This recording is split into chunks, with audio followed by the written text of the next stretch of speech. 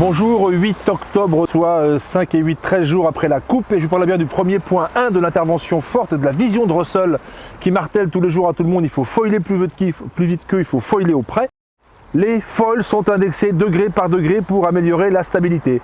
Voici l'étape numéro 1. Et cette première vision intervient sur l'hydraulique. L'hydraulique c'est simple, c'est de la puissance, il faut un bouton on pour démarrer, un bouton off pour arrêter le vérin. Et le problème c'est qu'il y a beaucoup d'inertie et de frottement, plus le temps humain pour la décision. J'ai pas le temps d'appuyer que le bateau est déjà comme ça, et quand j'appuie pour arrêter, le bateau est déjà comme ça, j'y arrive jamais. Comment faire? Indexer la position N à la position N+1 comme un dérailleur. Grand-papa sur son dérailleur avait un levier en espérant que le câble mette la chaîne là où il fallait. Dérailleur moderne, j'appuie sur un bouton, clic clic, je suis indexé de vitesse. C'est ce que les Américains veulent mettre en place. Et ils proposent de demander, et ils demandent au jury, dans une PI, public interprétation, ils demandent aux jaugeurs, PI, public interprétation qui est ouvert à tous. Le 7 août, ils demandent ceci. Regardez ce dessin. Voici le dessin, c'est le dessin officiel de l'API. Est-ce que j'ai droit à ce système? Et la pièce secrète, elle est là. C'est celle-là, cette pièce secrète là. Et il ne la note pas. Et la question n'est pas est-ce que c'est dans la jauge, la question c'est ceci n'est-il pas hors jauge? Réponse des jaugeurs, non, c'est pas hors jauge. Les Néo-Z gagnent la Vuitton, tout va bien. Les Américains naviguent clic-clic avec leur petit système et leur petit device mécanique, qui en fait n'est pas vraiment dans la jauge parce qu'il est indexé sur une position donnée d'avant. Donc c'est pas l'être humain qui le bouge, c'est la position du foil d'avant. Donc c'est pas vraiment dans la jauge, c'est limite. Fin août, les Néo-Z se réveillent, disent « Oh là là, attendez, il y a un problème, monsieur le juge, il y a un problème. » Sur ce dessin-là, et là nous sommes le 17 août, sur ce dessin-là, regardez, component X, ce petit component X qui est là, sur ce dessin-là, est-ce que ceci est vraiment dans la jauge?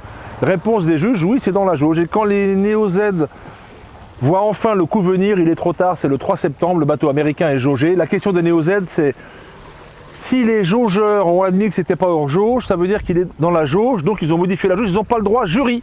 Ils réclament contre le jury le 3 septembre. Et les avocats américains répondent, les gars, vous êtes hors temps, parce que ce qu'on vous fait l'appel, ça fait appel à un dessin préliminaire qui est du 7 août, il y a plus de 14 jours, il y a prescription, donc c'est fini, c'est pas recevable. Oui, disent les jurys, ce n'est pas recevable. La coupe, c'est l'endroit où les milliardaires se réunissent pour savoir qui a les meilleurs avocats. Bravo les avocats de M. Ellison. Ça a permis à la première étape de la contre-attaque Coutts d'avoir lieu. Deuxième date importante de la contre-attaque, c'est 10 septembre, la fameuse régate numéro 5, Postponement Cart, où John Kostecki, sous pression locale de la baie de San Francisco comme Ellison, très embêté avec cette affaire de triche à C45, qui ne peut pas tactiquer avec un bateau qui ne sait toujours pas virer de bord, qui n'avance pas auprès, qui a du mal dans sa conversation avec Slinky l'anglais, il n'y arrive pas, il s'auto-détruit dans un virement du drame à la porte sous le vent, régate numéro 5, alors qu'ils étaient en tête. Postponement Cart, décision de Coutts et de Spitty le sous de Coutts, qui en changeant le tacticien ce jour-là, fait trois choses importantes. La première, ils ne perdent pas la régate numéro 6 qui ne sera pas courue parce qu'ils l'auraient perdu. Ça s'est joué un près, ce jour-là, ils auraient perdu la coupe. Deuxième chose, il débarque un tacticien qui n'y arrive pas dans sa tête et il met à la place un tacticien qui s'entend très bien avec Slickby mais qui surtout a déjà barré ces bateaux-là, ça c'est un plus. Et troisièmement, il se donne 1 jour et demi de plus d'essai en vol. Bravo Russell, cette partie de contre-attaque était parfaite. Le troisième point, en fait, c'est deux dates. La première, c'est le 13 septembre, ou plutôt le 14, quand on voit les Néo-Z virer et presque tomber avec trop de camber sur l'orelle. Ça, c'est dû au fait que les Américains vont de plus en plus vite, ont mis de la quête sur le bateau, ont mis de l'appui sur le safran, ont mis du gros camber en bas de l'aile pour avoir de la puissance et arrivent enfin à virer bascule. Et surtout le 16 septembre, jour de repos. Et là, le jury demande, le comité demande aux Néo-Z, voulez-vous naviguer ou pour récupérer la régate ratée ou vous reposer? On veut se reposer des Néo-Z. Fatale erreur, ils étaient à 7-1, ils avaient les Américains en ligne de mire qui avaient besoin d'un jour et demi de plus pour modifier leur safran. Ils leur ont ouvert la porte pour qu'ils s'engouffrent et les Américains se sont engouffrés dedans. Les Néo-Z se sont en partie tirés une balle dans le pied ce jour-là. Voici les 3 étapes du retour de Coutts.